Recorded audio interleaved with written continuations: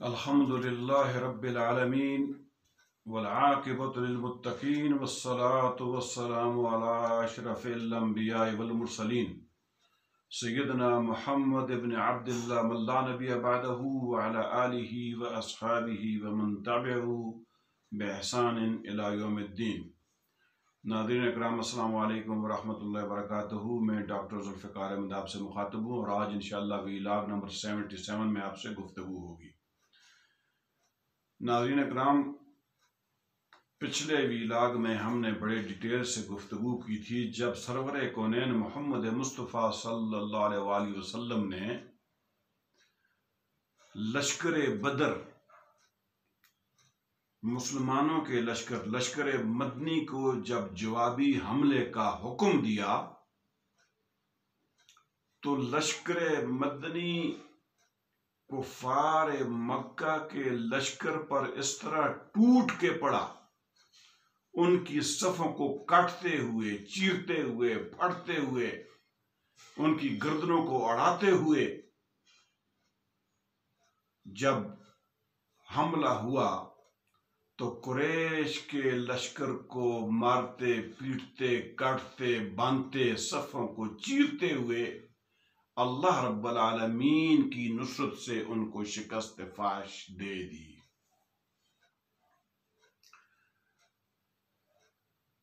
جب ابو جہل نے دیکھا کہ یہ لشکر جو ہے، مکی جو ہے، یہ شکست فاش سے دوچار ہو رہا ہے تو یہ پکار کر اپنے کفار لشکر مکی کو کہتا ہے، اور اکڑ کر تکبر اور غرور کے ساتھ، کہ لشکر مکہ، تمہیں سراقہ بن مالک کی کنارہ کشی جو ہے، یعنی بھاگ جانا میدان جنگ سے، تمہیں یہ کہیں پستی کی طرف نہ لے جائے. یاد رکھو کہ سراقہ بن مالک نے پہلے سے ہی محمد صلی اللہ علیہ وآلہ وسلم کے ساتھ ساز باز کی ہوئی تھی، پہلے ہی ان کے ساتھ یعنی ملا ہوا تھا. جبکہ ناظرین اکرام، میں نے آپ کو بتایا تھا پچھلے ویلاگ میں، سراقہ بن مالک یہ ابلیس تھا، اور یہ سراقہ بن مالک جو تھا، یہ مدلجی، یہ اس کی شکل میں، یہ سردار تھا سراقہ بن مالک اپنے قبیلے کا، اس کی شکل میں یہ کفار مکہ کے لشکر کے اندر گھسا ہوا تھا، جو جنگ کے اوپر ابھار رہا تھا. جب 2 دفعہ قریش کا لشکر واپس مکہ کی طرف جانا چاہتا تھا، جنگ نہ کرنے، جنگ کو چھوڑ کر واپس جانا چاہتا تھا، تو اس نے ان کو اکسایا کہ میں سراقہ بن مالک ہوں، میں آپ کے ساتھ کھڑا ہوں، آپ کے ساتھ رہوں گا، آپ کا ساتھ دوں گا اور آپ کے ساتھ لڑوں گا. تو ابو جہل کہتا ہے کہ اس کا میدان سے فرار ہو جانا یہ تمہیں کہیں تمہارے حوصلے پست نہ کرے، کیونکہ وہ پہلے ہی محمد کے ساتھ ساز باز کر کے ملا ہوا تھا. پھر اس کے بعد کہتا ہے کہ عتبہ، شیبہ اور ولید کا قتل جو ہے، یہ بھی تمہارے سروں کو پر سوار نہیں ہونا چاہیے. کیوں کہ ولید، عتبہ اور شیبہ نے جنگ کی ابتدا میں بہت جلد بازی دکھائی، جلد بازی کی، جس کی وجہ سے وہ تینوں کے تینوں جو ہیں قتل ہو گئے، لقمہ اجل بن گئے اور جہنم واصل ہو گئے. ناظرین اکرام، اس کے بعد ابو جہل اپنے تکبر اور غرور میں یہ کہتا ہے کہ مجھے لات اور عزا کی قسم، ہم اس وقت تک واپس نہیں جائیں گے جب تک، یعنی مسلمانوں کو، لشکر مدنی کو، جب تک ان کو رسیوں سے باندھ کر جکڑ نہ لیں، یعنی ان کو شکست دیں گے، ان کو ہم گرفتار کریں گے، ان کو پکڑیں گے، رسیوں سے باندھیں گے. یہ کہہ رہا ہے ابو جہل. ناظرین اکرام، اس کے بعد پھر وہ ابو جہل کہتا ہے اپنے لشکر مکی کو، کہتا ہے کہ دیکھو، تم میں سے کوئی شخص بھی ان کو قتل مت کرو، یعنی مسلمانوں کو کہہ رہا ہے، لشکر مدنی کو کہہ رہا ہے قتل مت کرو بلکہ ان کو گرفتار کرو، رسیوں سے پکڑو، ان کو باندھو، جکڑ لو، جکڑ کے ان کی گرفتار کرو تاکہ ہم گرفتاری کے بعد ہم ان کو اذیتیں دے دے کر ماریں اور ان کو اذیتیں دے دے کر ان کو ہم ختم کر دیں۔ ناظرین کرام، اب ابو جہل کو جب دوسرا لشکر تو شکست کھا گیا تھا تو ابو جہل کو ایک اسی مکی لشکر کے گروہ نے گھیرا ہوا تھا، حفاظت کے لیے گھیرا ہوا تھا، اور تاکہ وہ مسلمانوں کے حملوں سے محفوظ رہے اور وہ مسلمان جو ہیں وہ ابو جہل تک نہ پہنچ سکیں۔ لیکن جس کے مقدر میں اور جس کی قسمت میں رب العالمین نے ذلت اور رسوائی لکھی ہوئی ہو تو اس کو کوئی دنیا کا شخص یا کوئی بھی طاقت نہیں بچا سکتی۔ آج اس جو ہے ابو جہل نے یہاں پر قتل ہونا تھا، یہاں پر جہنم میں واصل ہونا تھا، اور وہ میدان جنگ کے اندر شکست کھانے کے باوجود بھی اس کی اکڑ، اس کا غرور، اس کا تکبر جو ہے نہیں جا رہا تھا۔ ناظرین کرام، اس دوران اب دیکھیں کہ طاغوت اکبر جو ہے اس کو قتل اس کا کیسے ہوتا ہے اور اس کیسے قتل کیا جاتا ہے۔ ناظرین کرام، حضرت عبد الرحمن بن عوف رضی اللہ تعالی عنہ کہتے ہیں، فرماتے ہیں کہ میں بدر میں جنگ کی صف میں کھڑا تھا تو میں نے دیکھا میرے دائیں اور بائیں طرف دو نوجوان لڑکے کھڑے تھے، اور میں ان کو دیکھ کے، ان کی عمروں کو دیکھ کر حیران ہو گیا، یعنی بالکل نوجوان لڑکپن جیسے ہوتا ہے اس طرح نوجوان تھے، اور میں حیران ہو گیا کہ یہ چھوٹے جو ہیں، یہ کم سن، یہ جو نوجوان یہ جنگ میدان جنگ میں یہ کیا کر رہے ہیں، اور یہ کس طرح یہ لڑنے کے لیے یہ میدان جنگ میں پہنچے ہوئے ہیں۔ یعنی میں نے ان کی عمروں کو دیکھ کر میں حیران ہو گیا، ششدر ہو گیا۔ تو عبد الرحمن بن عوف رضی اللہ تعالیٰ کہتا ہے کہ اتنے میں ان میں سے ایک نے دوسرے سے، یعنی دوسری نوجوان سے چھپا کر مجھے میرے قریب آ کر مجھے کہا کہ چچا جان، مجھے ابو جہل کا بتا دیجئے، مجھے ابو جہل دکھائیے کہ ابو جہل کون سا ہے۔ تو عبد الرحمن بن عوف رضی اللہ تعالیٰ عنہ کہتا ہوں کہ میں نے حیران ہو کر پوچھا کہ بتیجے تم اس کو کیا کرو گے، ابو جہل کو تم کیا کرو گے؟ تو وہ نوجوان کہتا ہے کہ میں نے سنا ہے کہ یہ سرور کونین محمد مصطفیٰ صلی اللہ علیہ وآلہ وسلم کو گالیاں دیتا ہے اور برا بھلا کہتا ہے، لہذا آج اس ذات کی قسم جس کے قبضہ قدرت میں میری جان ہے،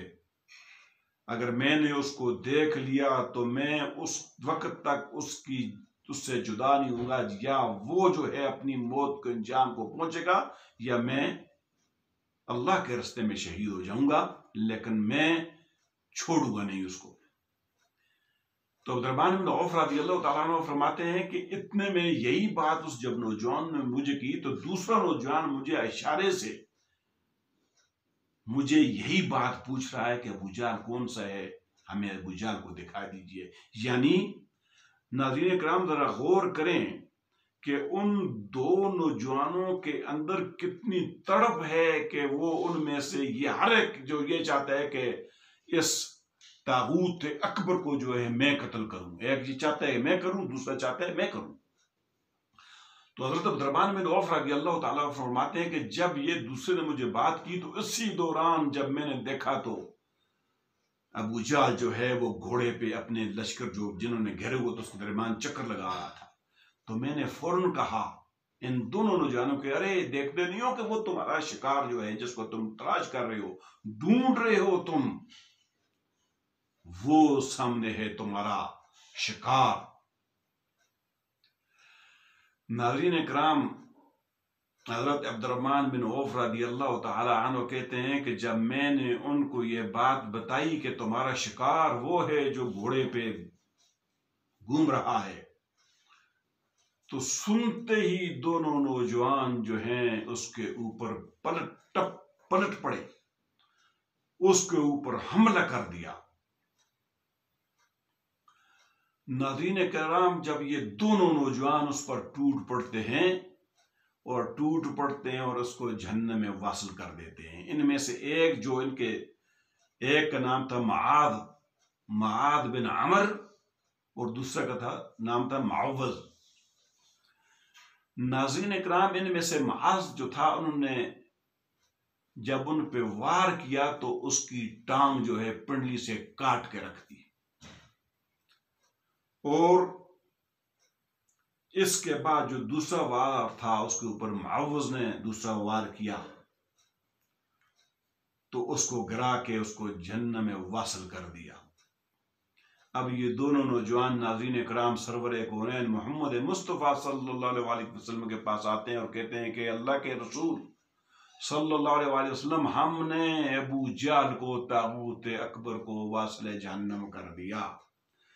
تو سرور کونین نے پوچھا کہ تم میں سے کس نے مارا ہے ان کو؟ تو دونوں نوجوان کہنے لگے کہ ہم نے، ایک نے کہا میں نے مارا ہے، دوسرے نے کہا میں نے مارا ہے۔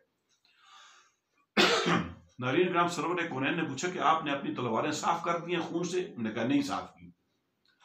جب دیکھا تو دونوں کی تلواروں کے ساتھ خون لگا ہوا تھا، تو سرور کونین نے کہا کہ آپ دونوں نے اس کو جہنم میں واصل کیا ہے، دونوں نے ان کو مارا ہے۔ ناظرین اکرام، جب سرور کونین کو اس طاغوت اکبر کے جہنم میں واصل ہونے کی اطلاع دی گئی دونوں نوجوانوں نے، تو سرور کونین نے کہا اپنے صحابہ اکرام رضی اللہ تعالی عنہم کو کہا کہ تم میں سے کون ہے جو میرے پاس اس طاغوت اکبر ابو جہل کی خبر لے کے آئے؟ تو ناظرین اکرام صحابہ اکرام پھیل گئے جو پشتوں کے پشتے لاشوں کے لگائے ہوئے تھے کفار کے، ان میں ابو جہل کو ڈھونڈنے کے لیے کرتے کرتے کرتے کرتے حضرت عبداللہ بن مسعود رضی اللہ تعالی عنہ کہتے ہیں کہ میں نے اس کو پا لیا، اس ابو جہل کو پا لیا، دیکھا ابھی اس کی سانسیں جو ہیں وہ ہلکی ہلکی چل رہی تھیں، تو میں جب گیا تو میں نے اس کی گردن کے اوپر اپنا پاؤں رکھا تو میں نے پاؤں رکھ کے اس کو کہا، ابھی اس کی سانسیں چل رہی تھی، میں نے کہا اپنا انجام دیکھا تم نے کہ کس انجام کو تمہیں اللہ رب العالمین نے پہنچایا، یہ تمہاری سزا ہے، جزا ہے۔ ناظرین اکرام، اب مر رہا ہے، اس کی سانسیں آخری چل رہی ہیں، تو اب اس موقع پر بھی اپنا تکبر اور غرور نہیں چھوڑ رہا، تو عبداللہ بن مسعود رضی اللہ تعالیٰ عنہ کو جواب دیتے ہیں کہ میں کس بات پہ اپنے انجام کو پہنچا؟ کہتے ہیں کہ تم نے جس کے اوپر پاؤں رکھا ہے، اس سے بڑا انسان بھی دنیا میں کوئی رتبے والا ہے؟ اس سے بڑا انسان بھی کوئی ہے دنیا میں رتبے والا؟ کہ تمہارا مقابلہ جس کو تم نے مارا ہے، یہ ایک بہت بڑا آدمی ہے، بہت بڑا اس کا رتبہ ہے، بہت بڑا مقام ہے۔ تو پھر ناظرین اکرام،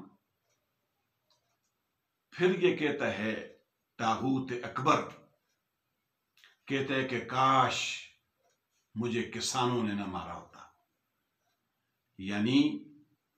وہ نوجوان جنہوں نے جو ٹوٹ پڑے تھے اور جہنم واصل کیا تھا، ان کا کہہ رہا ہے کہ کاش، یعنی مجھے کوئی قریش کا بڑا سردار جو ہے قتل کرتا، اس موقع پر بھی اپنا تکبر اور غرور کو نہیں چھوڑ رہا، کہتے ہیں کاش کہ یعنی مجھے کوئی بڑے رتبے والا آدمی، قریش کا کوئی سردار میرے مقابلے میں آتا، مجھے قتل کرتا۔ تو پھر جب اس نے یہ بات کی تو عبداللہ بن مسعود رضی اللہ تعالی عنہ نے اپنی تلوار نکالی اور اس کی گردن جو باقی کٹی ہوئی تھی اس کو علیحدہ کر کے، اس کا سر قلم کر کے سر علیحدہ کر دیا۔ اب عبداللہ بن مسعود رضی اللہ تعالی عنہ اس طاغوت اکبر کا سر لے کر سرور کونین کے پاس پہنچتے ہیں، ان کو پیش کرتے ہیں کہ اے اللہ کے رسول، یہ ہے وہ طاغوت اکبر ابو جہل، یہ ہے متکبر، یہ ہے وہ جو اللہ کی وحدانیت کو چیلنج کرنے والا اور آپ کی نبوت کا انکار کرنے والا، یہ ہے طاغوت اکبر۔ جب سرور کونین نے اس طاغوت اکبر کا سر دیکھا ناظرین اکرام، تو اللہ کے نبی محمد مصطفیٰ صلی اللہ علیہ وسلم نے اس موقع پر فرمایا، اللہ اکبر، الحمدللہ الذی صدق وعدہ ونصر عبدہ وحزم الاحزاب وحدہ۔ یہ دعا ये पढ़ते हैं सरवर कौनैन मोहम्मद मुस्तफ़ा सल्लल्लाहु अलैहि वसल्लम, और उसके बाद सरवर कौनैन कहते हैं कि कौन है जो मुझे अबू जहल की लाश के पास ले जाए और मुझे दिखाए। तो उसके बाद नाज़रीन इकराम सरवर कौनैन मोहम्मद मुस्तफ़ा सल्लल्लाहु अलैहि वसल्लम को ले जाया जाता है और दिखाया जाता है उस अबू जहल जो है तागूत अकबर की जो डेड बॉडी है, वो उसका जिस्म जो है, लाश को दिखाया जाता है। और सरवर कौनैन मोहम्मद मुस्तफ़ा सल्लल्लाहु अलैहि वसल्लम फरमाते हैं कि ये इस उम्मत का फिरौन है, ये इस उम्मत का फिरौन है। नाज़रीन इकराम आप देख लें उसकी तकब्बुर, रऊनत, गुरूर, यानी वो उन अब्दुल्ला बिन मसूद के पांव के नीचे उसकी गर्दन, और फिर भी तकबर कर रहा है कि मुझसे बड़ा भी कोई है दुनिया में। नाज़रीन इकराम आज तक इसी पे इक्तफा करते हैं और इंशाअल्लाह अगले व्लॉग में आगे गुफ्तगू करेंगे। तब तक के लिए आपसे इजाज़त चाहते हैं। व आखिरु दावाना अनिल हम्दुलिल्लाहि रब्बिल आलमीन। अस्सलामु अलैकुम व रहमतुल्लाहि तआला व बरकातुहू।